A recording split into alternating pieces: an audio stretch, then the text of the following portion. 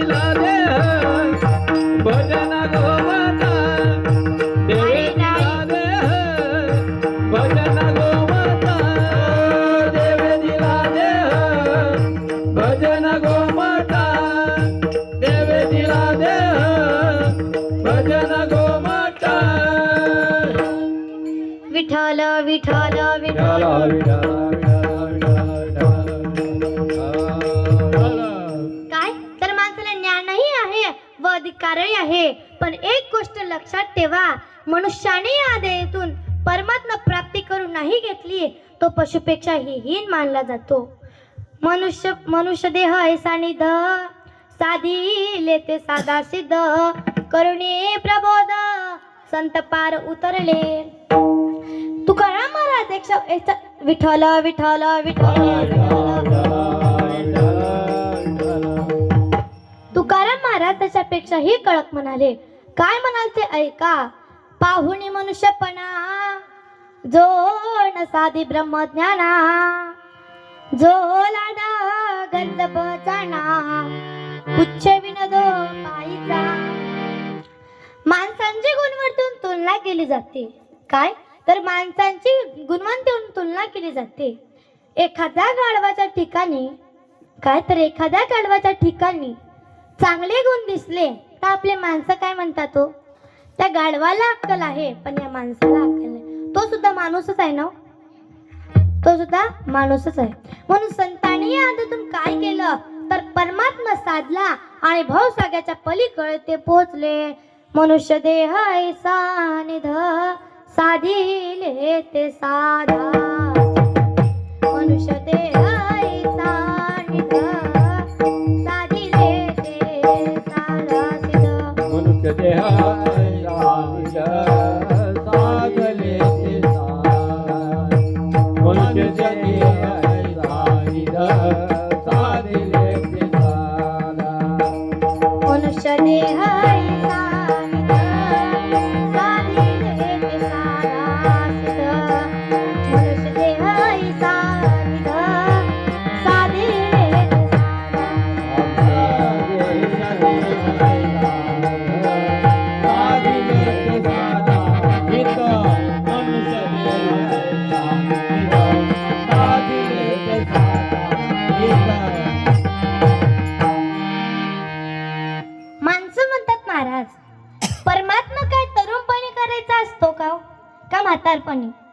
म्हातारपणी रिटायरमेंट झाल्यानंतर परमात्माला लागतात. जोपर्यंत शरीर आहे, जोपर्यंत म्हातारपण दूर आहे, जोपर्यंत इंद्रिय शक्ती आहे, तोपर्यंत आत्मकल्याणाकरिता महान प्रयत्न करा. कारण तहान लागल्यावर कोणण्यास काहीही अर्थ नाही. शास्त्रकार सांगतात, यावत सौस्तमिदं कलेवरं गृहं यावच्चंदुरे जरा यावच्चंद्रिय शक्तिर प्रतिरहता यावच्चन्नायुष आत्मश्रेयसिता देव विदुषा कार्या प्रयत्नो महान प्रोददीप्ते भवति तुपखननं प्रदित्यं नायुष विठ्ठल विठ्ठल विठ्ठल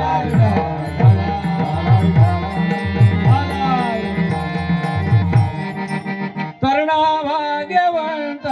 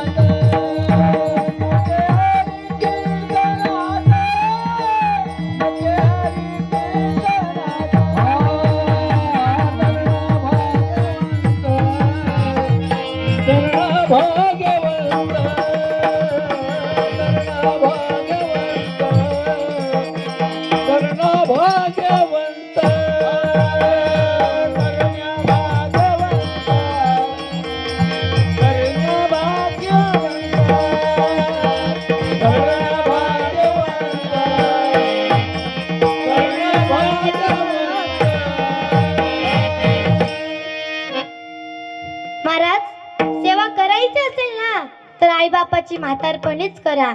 कारण मेल्यावर पाणी पाजू घातण्यास काही अर्थ नाही. शास्त्रकार सुद्धा सांगत होते की तहान लागावीर खोदण्यास काही अर्थ नाही. तसेच सेवा करायची असेल ना तर आई बापाची म्हातारपणीच करा. मेल्यावर पाणी पाजू घातण्यास काही अर्थ नाही. आई आई ही घराची राखण असते तर बाप हा घराचा झाकण असते. हो, आई ही घराची राखण असते तर बाप हा घराचं झाकण असते. आई शब्दाचा अर्थ माहिती आहे का हो तुम्हाला? माहिती आहे का? नाही? चला मी सांगते. आ म्हणजे आत्मा, ई म्हणजे ईश्वर, तोच खरा परमेश्वर असतो. आई माझी मायेचा सागर, तिला तिने जीवनाचा आई माझी मायेचा सागर, तिला तिने जीवनाचा.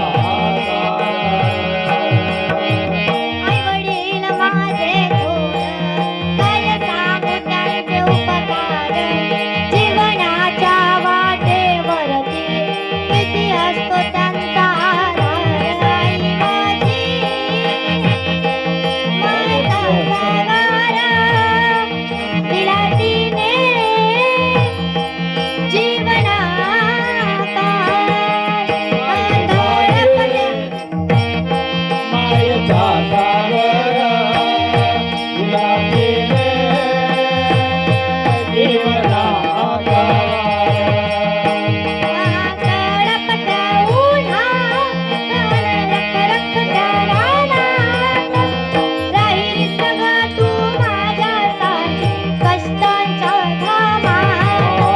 राहिली समाजाचा भरताच्या घामात. कधी मुडेल कुठवर घास, कधी घडे तिला उपवास. जीवनाच्या वाटेवरती किती असतो त्यांचा आधार. आई माझी मायेचा सागर, तिला तिने जीवनाचा. नभेची चांदणी तू ग, चंद्राची गोरा, शीतल तुझी छाया मला हवी जीवनभर.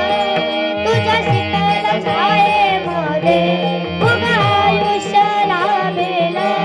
आई देवापाशी तू ग, आई तुलाच भावेल. आई माझी मायेचा सागर, तिला तिने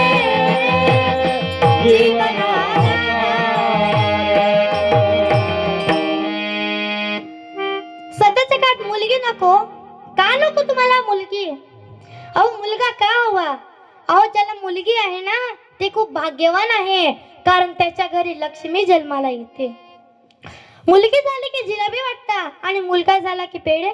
का असा भेदभाव हो? अहो एका बापाच्या डायरी सुद्धा खूप गोड लिहून होतो. माझा मुलगा जोपर्यंत माझा आहे तोपर्यंत त्याची बायको येत नाही, आणि माझी मुलगी जोपर्यंत माझी आहे, जोपर्यंत माझं आयुष्य संपत नाही, जोपर्यंत माझं आयुष्य संपत नाही.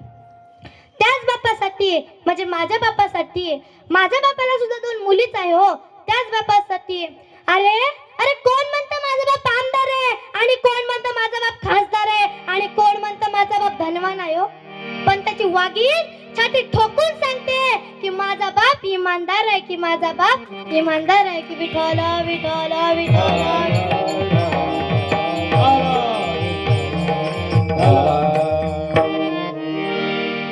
अहो निदान टाळ्या तरी वाजवा, टाळ्या. आता वाजून काय फायदा? मागच्या मंडळीचं चालू आहे. घे घे, उपकार करताय का? आणि घे. अहो महाराज, मी तर कीर्तन करण्यासाठी आले आणि इकडच्या मंडळीचं चालू आहे. तू बोल, मी ऐकतो, तू बोल. येणार नव्हते पण तुझं कीर्तन ऐकून आले, तू बोल. हो महाराजांनो, मी इथं कीर्तन करायसाठी आले. तुमची छोटी मुलगी आहे हो मी. माझं जर काही चुकलं तर मला माफ कर. जाय विठ्ठल विठ्ठल विठ्ठल.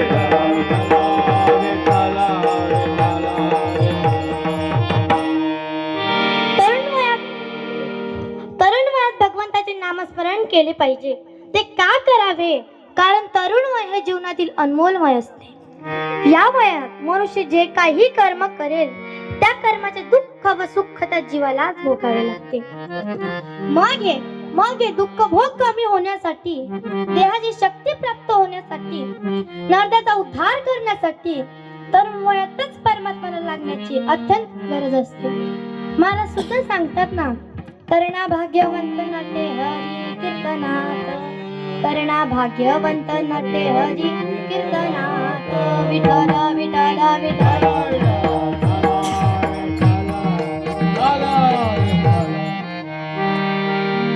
महाराज, सध्याच्या काळातला म्हातारपणाचा परमात्मा बघा बरं का. म्हाताऱ्याला रामकृष्ण हरी म्हणायला सांगितले तर रामकृष्ण हरी, विठ्ठला विठ्ठला म्हणायला सांगितले इथ्थला इथ्थला म्हणतात. सांगण्याचा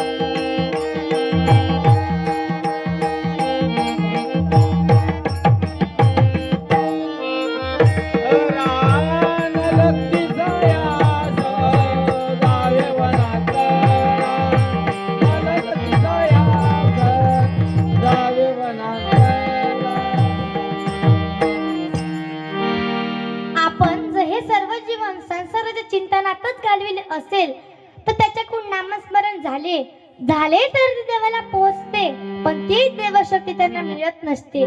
ही शक्ती फक्त तरुण वयातच मिळत असते. ही शक्ती प्राप्त करण्यासाठी एक अमृत असते. त्या अमृताच्या प्रत्येक घोटाला त्याला देवशक्ती मिळते. विठ्ठल विठ्ठल विठ्ठल.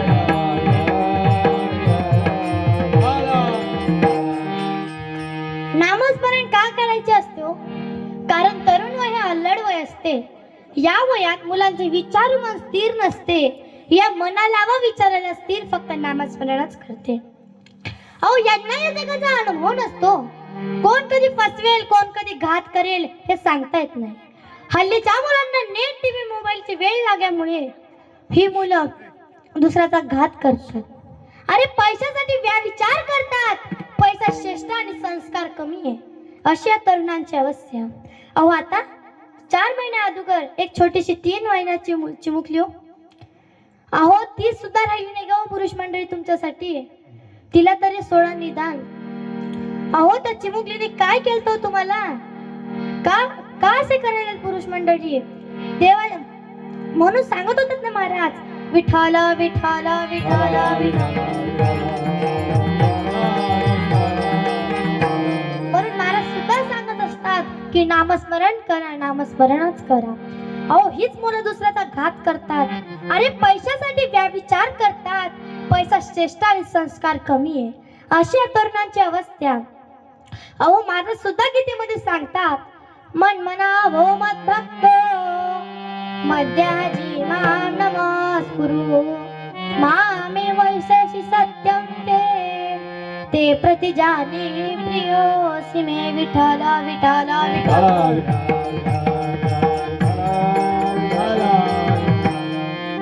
या श्लोकावर माऊलींनी खूप ओळखलेले आहे.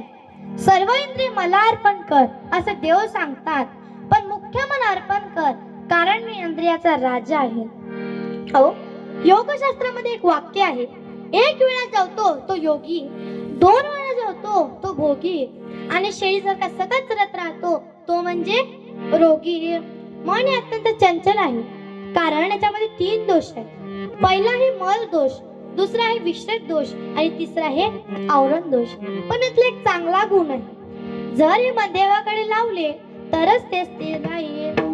किंबहुना आपुले मना करी माझे कातना, माझे निश्रवणे कान बरोणी घाली.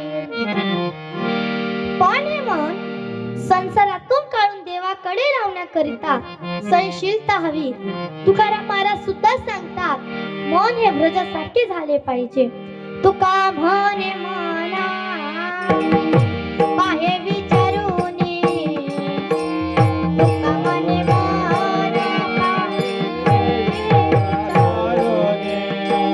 तुका म्हणे मना पाय विचारोने, तुका म्हणे मना पाय विचारोने, पाहे विचारूनी, तुका म्हणे मना पाहे विचारूनी. होईना कठीण व्रजा आईचे, होईना कठीण व्रजा आईचे. तुका म्हणे मना पाय विचारोने, तुका म्हणे मना पाय विचारोने, तुका म्हणे मना पाय विचारोने, तुका म्हणे मना पाय विचारोने.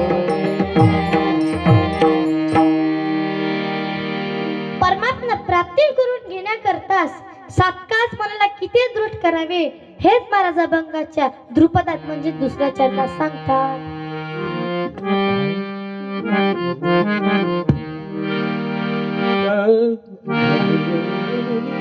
तयारी ती दृढ भाव, तयारी ती दृढ मान, तयारी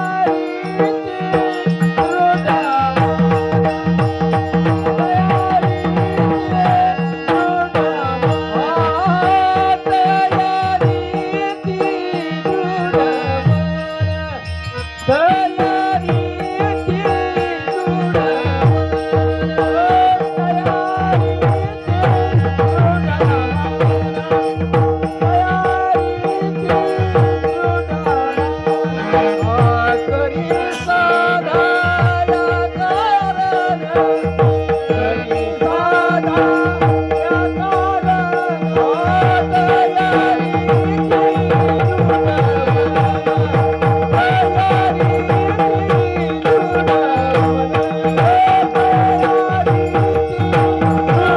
मान, तयारी ती दृढ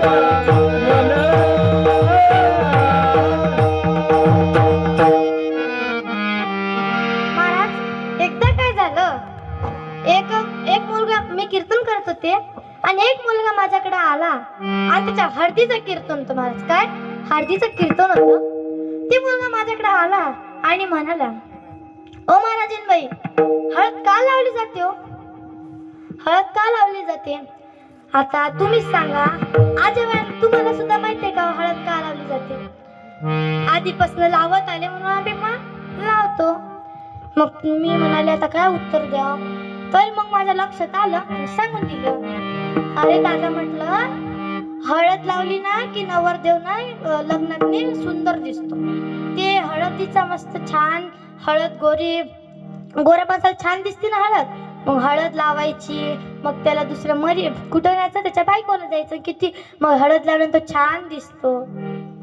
तो म्हणला, नाही महाराज, तुम्ही कीर्तनात कच्चे आहेत. म्हणले, काय तुम्ही कच्चे आहेत? म्हणलं, हो राजा, मी कच्चे आहे, पण एवढे नाही, मी एवढे नाही.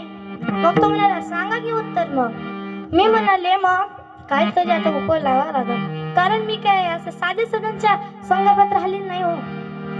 मी शिवलीलाताई पाटील कळा असते, त्यांच्या संगत राहिलेली आहे. म्हणून मग मी सांगितलं त्याला, म्हटलं, अरे ते काय ना, आता समजा तुम्ही जर बोकडं आणलं तर त्याला काय आल्याला कापता का? कापता का? नाही ना. आधी त्याची आंघोळ घालता, बरोबर ना? आधी त्याची आंघोळ घालता, मग त्याला असे या दोन साईडला आणि तिकडल्या दोन साईडला आणि या काय मधात 5 हळदीचे चप्पे लावतात. काय लावतात? हाताचे चप्पे लावतात आणि मग त्याला टिक्का लावतात. काय लावतात? टिक्का लावतात. मग त्याची सगळ्या गावातून बँड बाजा वाजवून काय काढतात? मिरवणूक काढतात. तुम्ही बघितलंय का हो कुठं? बघितलंय का? तुम्ही म्हणता बाबा हे महाराज इथं काय पण ठोकायला, पण तसं नाही बरं का. मी बघितलंय स्वतः म्हणून सांगायचे. मग त्याची मिरवणूक काढतात. मग दुसऱ्या दिवशी त्याला मरी मायपाशी नेतात. ते म्हणते तो मुलगा म्हणतो, अहो महाराज त्याचं नाही माझं सांगा. मी म्हणलं तेच आहे का? आता लग्नाच्या अगोदर तुमच्याला हळद लावतील, रात्री तुमची मिरवणूक काढतील आणि दुसऱ्या दिवशी त्याला मरी मायपाशी नेते. मरी मायपाशी नेते आणि म्हणते, अगं मरी माय हा बोकडा तुझाच आहे. हा बोकडा तुझाच, तूच सांभाळलेला. विठ्ठल विठ्ठल विठ्ठल.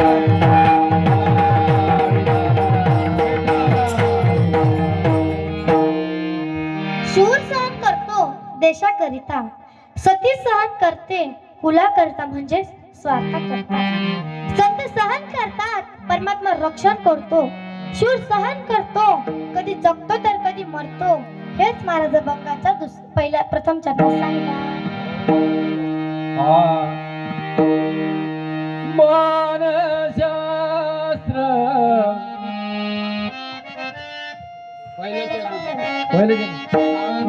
साहोनी टाकी घाये,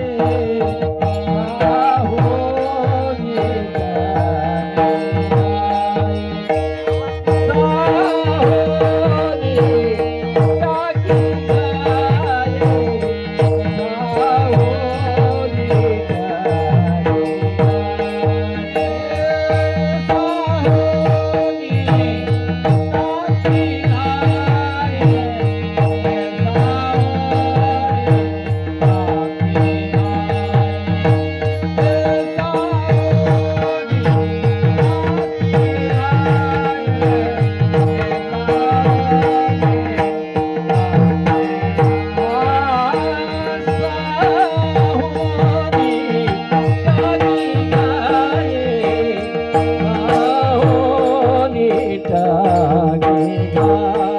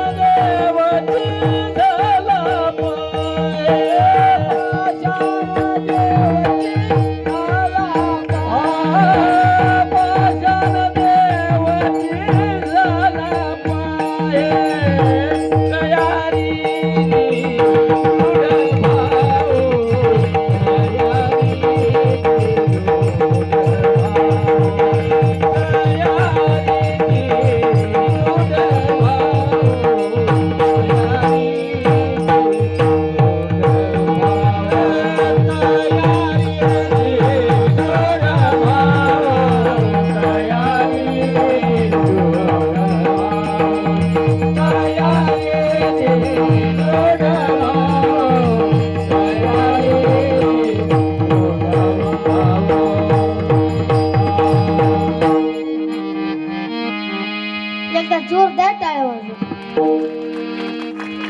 चोरपणा करू नका बघा पुरुष मंडळी मागच्या. जोरदार थांबा तुम्ही, वाजवा बरं. महिला मंडळ तुम्ही वाजवा. आमच्या महिला मंडळ कुठेही पुढंच आहे. मग लाडक्या बहिणी आहेत त्या देशमुखच्या. एकनाथ शिंदेच्या. हा हो, ऋषिकेश महाराज नाम आलं तेवढं काय माहिती. विठ्ठल विठ्ठल विठ्ठल.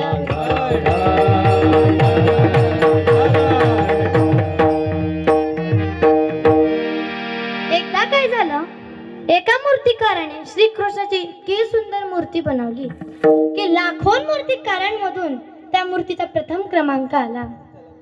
पत्रकाराने मूर्तिकाराची मुलाखत घेतली आणि विचारले, अहो, आपली मूर्ती लाखो मूर्तिकारांमधून आपल्या मूर्तीचा प्रथम क्रमांक आला. मूर्ती बनवण्यासाठी किती कष्ट आणि किती दक्षता घ्यावी लागते हे त्या कारागिराने सांगितले. माणसांचे सुद्धा असेच आहे. आपल्यामधल्या अनावश्यक गोष्टी काढल्या तो पण मनुष्य बनतो, पण विषय व विकार बाजूला काढले तो पण देव बनू शकतो. विठ्ठल विठ्ठल.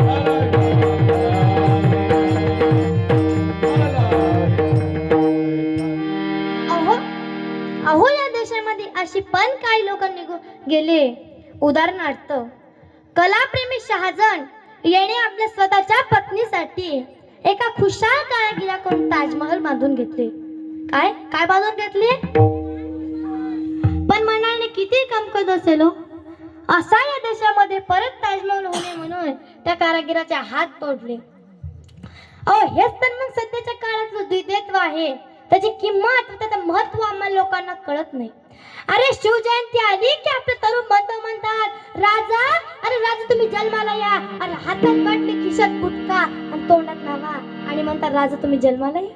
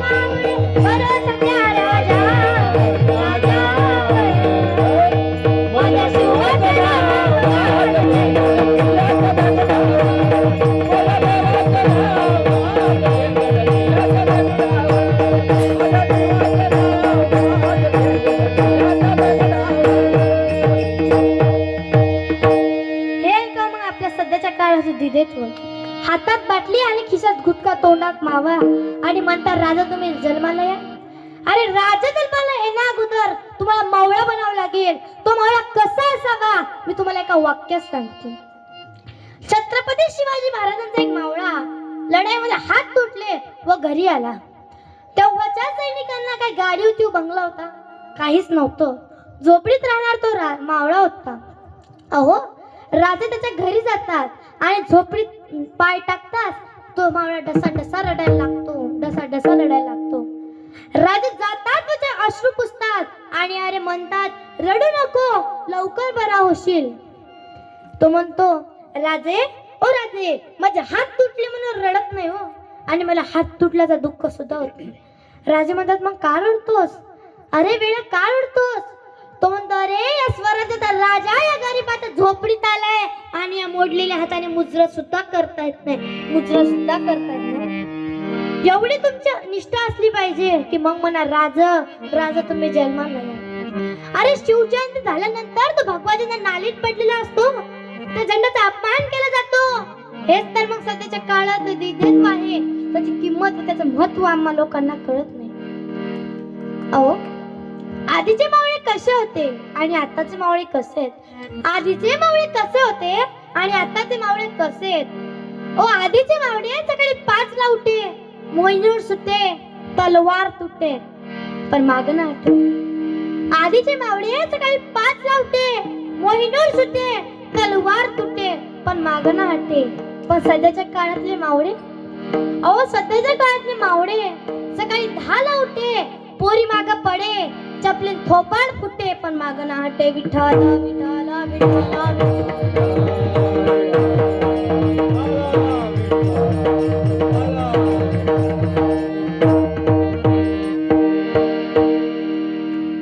एकदा काय झालं, एक जपानची तरुण स्त्री एका विठ्ठल विठ्ठल विठ्ठल विठ्ठल.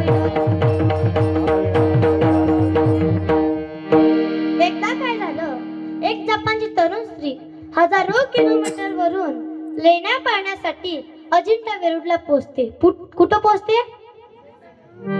कुठं? अजिंठा वेरूळला पोहोचते. सोबत एक हाय रेझोल्यूशन कॅमेरा, मॅप, एका प्रश्नाची यादी करून ती खूप बारकाईने अभ्यास करत असते. अहो, ज्ञानेश्वर महाराजांनी 16व्या वर्षी ज्ञानेश्वरी सांगितली आणि आपल्यातील काही 16व्या वर्षाची काही शहाणी मुलं त्या बाईचे फोटो काढतात. ही बाब बघायला खटकते व ती बाई त्या मुलांना समजून सांगते, he man don't capture, I am not culture. लेण्याकडे बोट दाखवत सांगते, हो this is a culture, they take your my photo. तरीही ती मुलं ऐकत नाही आणि म्हणतात, ma'am one photo you and me, ma'am one photo you and me. ती बाई कंटाळ ठीक आहे म्हणते, तर ही मुलं त्या बाईच्या खांद्यावर हात ठेवून फोटो काढतात. असले प्रकार वेरूळ गोवा भारतात बऱ्याच ठिकाणी घडतात. पण ती बाई जपानला जाऊन तिथल्या लोकांना माहिती देते की कैलास मंदिर असं जगातील एकमेव मंदिर आहे की जे वरून खाली बांधत आणलेले आहे. ते वरून खाली बांधत आणलेले आहे. पण आपल्यातीलच काही शहाणी मुलं घरी जाऊन काय सांगतात, हो काय मस्त होती राव, हा बघ इथला फोटो, हा बघ तिथला फोटो. एखादा लेण्याजवळचा फोटो इंस्टा फेसबुकला टाकला की मित्र लगेच कमेंट करतात, ब्रो अ लुकिंग हिरो. अहो, दिसत नाही ती हजारो वर्षाची कलाकृती आज इंजिनियर लाजवते. अशी कलाकृती, हा कलाकृतीचा अप्रतिम नमुना आपल्या देशाची शान आहे. पण आपल्यातीलच काही शहाणी मुलं, छोटे मुलं दिलाच्या पानात A for apple, B for ball, C for cat असे लिहून येतात. पण त्यांना काय माहिती असतो, A for army, B for Bharat आणि सी फॉर मध्ये छत्रपती शिवाजी महाराज, सी फॉर मध्ये छत्रपती शिवाजी महाराज की, धर्मवीर संभाजी महाराज की. विठाला विठाला विठाला विठाला.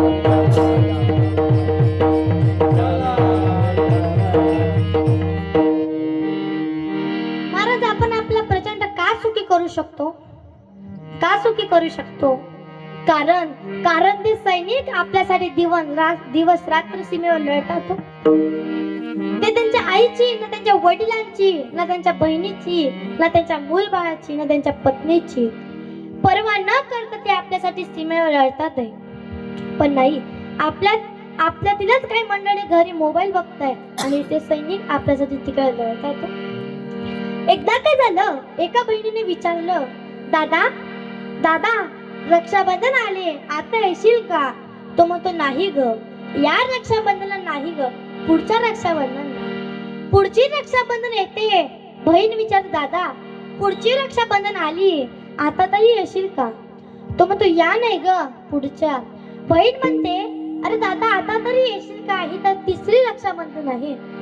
तो म्हणतो, आता तू रक्षाबंधन विसरून जा, कारण मी जर तिकडं आलो तर आपल्या देशाची, आपल्या सीमेवर रक्षण कोण करणार? अहो, शेवटी तर सैनिकाचा प्राण जातो, पण त्यांची माझ्या घरच्याची काही भेट होत नाही. हेच महाराजा बंगाच्या तिसऱ्या चरणात सांगतात.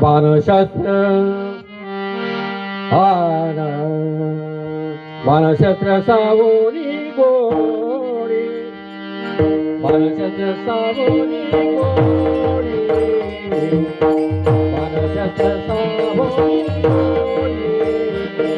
गाडी गाडी सावोनी गोडी, सावोनी गोडी.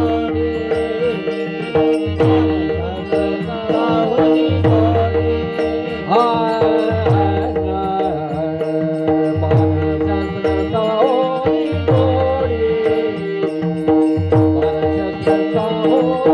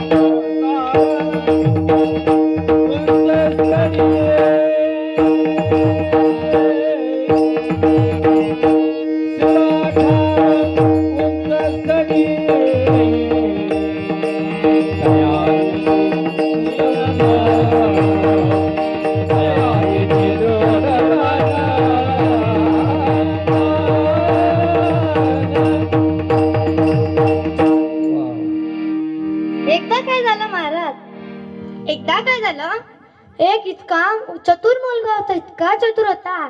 त्याच्या शाळेत गेला. शाळेत एक मास्तरांनी शिक्षकांनी विचारले, ओरल होती त्यांची, म्हणजे तोंडी परीक्षा होती. त्याचा नंबर आला. त्याला पुढं बोलावलं आणि विचारलं, तुझा जन्म कोणत्या वारी झाला रे? तो म्हणतो माझा जन्म तर बुधवारी. ठीक आहे म्हणले सर. मुलगा म्हणाला, सर मी तुम्हाला एक प्रश्न विचारू का? सर म्हणाले, अरे बिंदास विचार, माझ्याकडे तर सर्व उत्तर आहेत, मी शिक्षक आहेत ना, तुला माहित नाही? सर, तो मुलगा म्हणाला, सर मला माहिती आहे तुम्ही शिक्षक आहेत, पण माझं उत्तर द्या. तो म्हणतो, सर तुमचा जन्म कोणत्या वारी झाला हो? सर म्हणतात, माझा जन्म तर रविवारी. मग तो मुलगा म्हणतो, सर तुम्हाला लाज वाटते का हो? सर असून तुम्ही खोटं बोलता. सर म्हणाले, अरे खोटं बोलायचं काय? तो म्हणाला, सर रविवारी तर सुट्टी असते ना, तुम्ही कुठनं जन्मला? सर म्हणतात, अरे गबस, पट्टाच काढून मारेल. तो म्हणतो, सर तुम्ही पट्टाच काढू शकत नाही. तो सर म्हणाले, अरे का काढू शकत नाही? तो म्हणतो, सर तुम्ही जर पट्टा काढला की तुमची पॅन्टच सुटून जाईल. विठ्ठला विठ्ठला.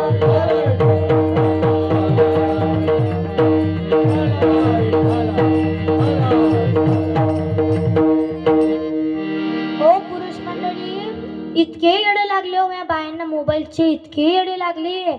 आमचे काका कधी आले, विठ्ठला विठ्ठला विठ्ठला.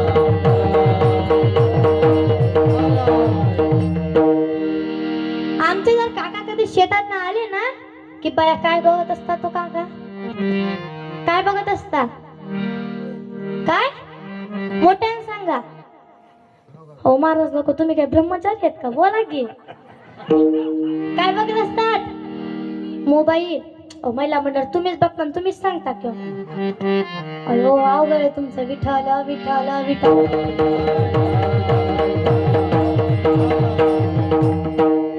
मोबाईल बघतात आणि मोबाईल बघू बघू एखाद्या दिवशी मीठ कमी टाकतात भाजी. आणि माझे काका भोळे बाळे म्हणतात, अगं आज मीठ कमी आलं. तर ती बाई म्हणते, काकू म्हणते, खायचं असेल तर खा, नाहीतर निघ. विठ्ठला विठ्ठला विठ्ठला.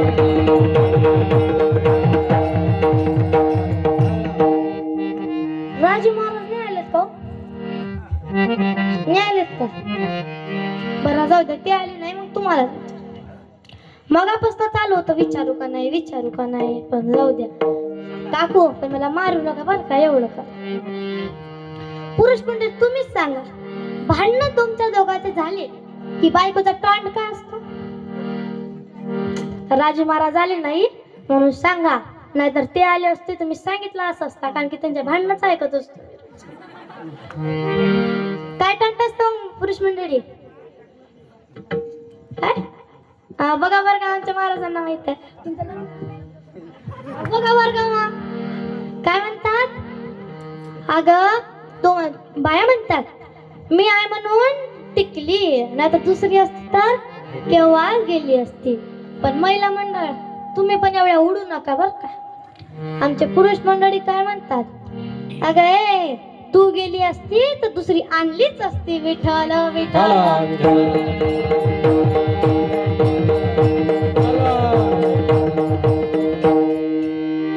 सध्याच्या काळात काय म्हणतो, 16 वर्ष धोकाच आहे. काय तर 16 वरीच धोक्याचा ग, 16 वरीच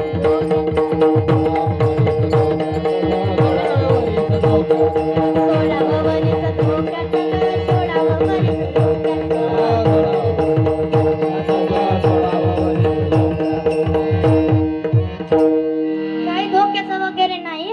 अहो आमच्या ज्ञानोबा यांनी 16 वर्ष ज्ञानेश्वरी सांगितली तरी म्हणतात 16 वर्ष धोकाच आहे. पसाय धान लिहिले तरीही म्हणतात 16 वर्ष धोक्याचं आहे. ते 16 वर्ष धोक्याचं वगैरे डोक्यात मग काढून टाका बर का, कारण 10वीचे पेपर असतात ना 16 वर्षी, म्हणून म्हणतात 16 वर्ष धोक्याचं आहे. विठ्ठला विठ्ठला.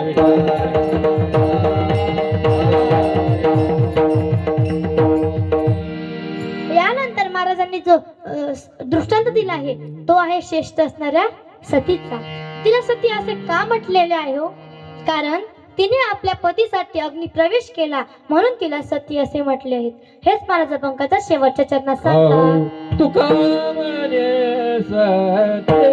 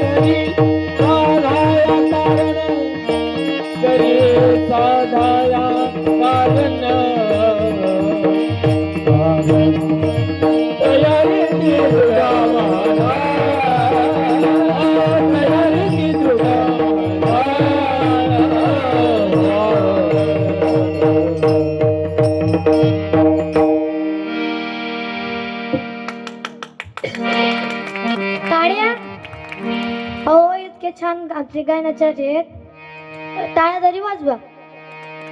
देवाचं नामस्मरण तरी होत नाही. पण मला हे सांगा, देवाने तुम्हाला शरीर कशासाठी दिलं? मोबाईल बघायला,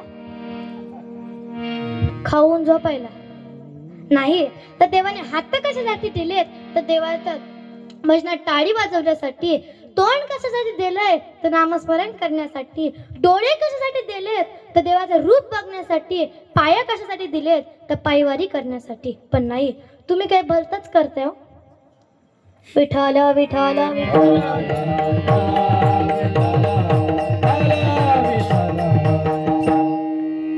होऊन गेलेले काही थोर माणसं, श्री संत गजानन महाराज यांनी किती किती जागावर प्रगटले तो, किती जागावर प्रगटले. अहो तसेच आपले देवीदास महाराज हो, ते तर इतके प्रगटले, त्यांची ते नसून सुद्धा त्यांची बंगी आता सुद्धा हलतो. तिथे मला कीर्तनाची संधी दिली, एवढे मी माझे भाग्य समजते हो, एवढे मी भाग्य समजते. विठ्ठल विठ्ठल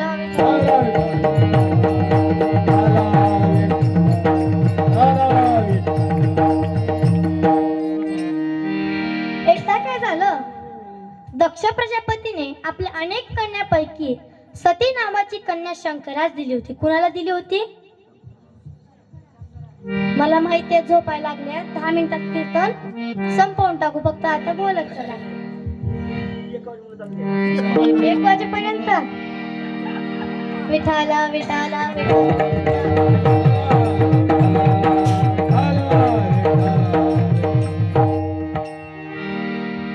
कुणाला देते? मोठ्यानं बोला, मोठ्यानं बोला बरं का, मी कीर्तनच करणार नाही. पुरुष मंडळी थोडं शिवलेत काय? कुणाला देते? बरं जाऊ द्या, तोंड दिलं ना देवानी नामस्मरणाला. चला मग एकदा सगळ्यांनी हात वरती करा. पण माझं म्हणणं कसं आहे, ज्याला हात आहे ना त्यांनीच वर्त करा. पण ज्यांनी हात खाली ठेवले आहेत त्यांना जर चिकनगुनिया झाला तर मी आज जबाबदार नाही. विठोबा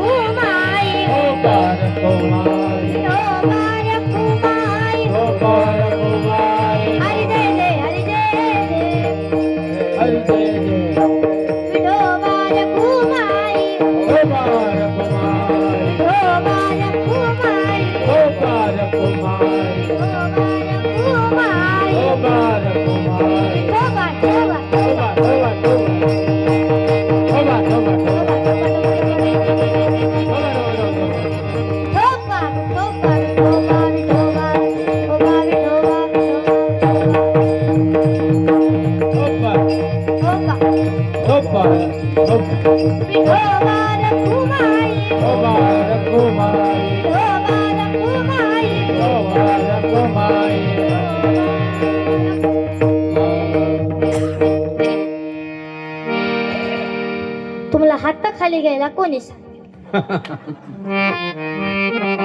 मोदी साहेब आलते का एकनाथ शिंदे आलते? कोणीच नव्हतं आलता. मग हात खाली घ्यायला कोणी सांगितलं? अहो फक्त 2 मिनिटं देवासाठी हात वरत करायला जमत नाही तुम्हाला. आता काय करता मंडळी हात वरत करू? विठ्ठल विठ्ठल विठ्ठल.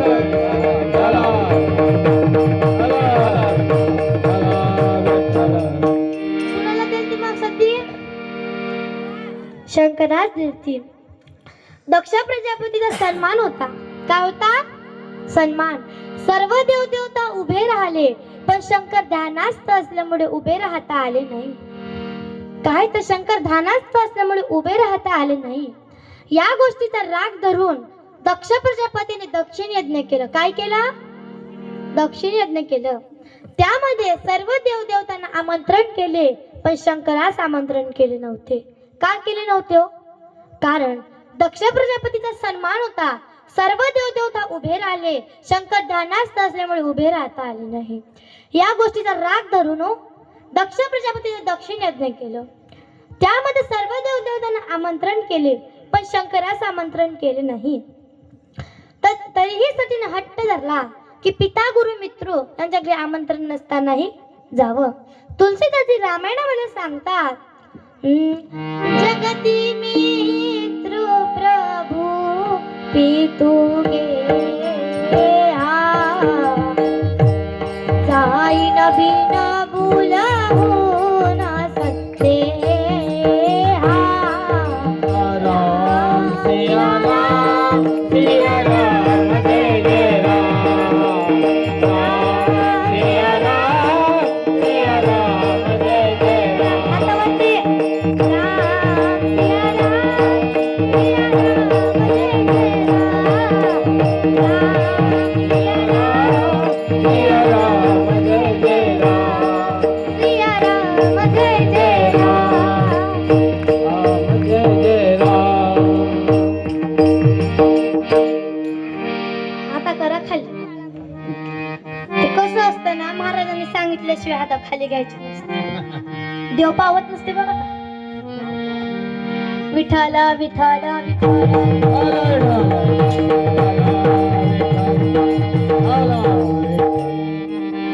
तरीही सतीने हट्ट धरला व तिथं गेल्यावर वडिलांनी बघून न बघितल्यासारखं केलं. बहिणी तर विचारायला सुद्धा तयार नव्हत्या. शेवटी आईपाशी गेली. आई ती आई असते हो. काय तर आई आई असते. आई बहिणीने तर बघून न बघितल्यासारखं केलं. नाही ते म्हणतात ना महाराज, नाही रे नाही कुणाचे कोणी, नाही रे नाही कुणाचे कोणी, नाही रे नाही कुणाचे कोणी, हे नाही कुणाचे कोणी, तुझे नवे रे कोणी, नाही कुणाचे कोणी, तुझे नवे रे कोणी, अंती राशी आपल्या प्राण्या माझे माझ्या मनोने नाही रे नाही कुणाचे कोणी, नाही रे नाही कुणाचे कोणी. नाही कुणाचे कोणी. अहो आईपाशी गेली. शेवटी आईची आई असते हो. आईने तिची विचारपूस केली. आईच्या डोळ्यात पाणी आलं.